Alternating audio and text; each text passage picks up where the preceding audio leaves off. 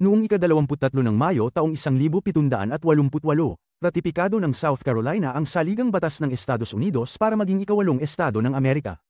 Ang pangyayaring ito ay mahalaga dahil ito ang tumulong upang itatag ang mga pundasyonal na batas ng Estados Unidos. Sa parehong petsa noong 1934, ang kilalang kriminal na sina Bonnie Parker at Clyde Barrow ay nasabuyan at napatay ng pulis sa Bienville Parish, Louisiana.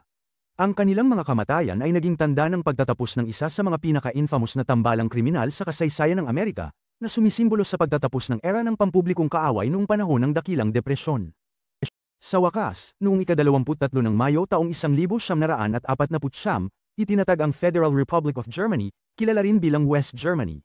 Ang pangyayaring ito ay isang mahalagang milestone sa post-World War II era, sumasagisag sa paghahati ng Germany sa silangan at kanluran, isang pangunahing aspeto ng Cold War.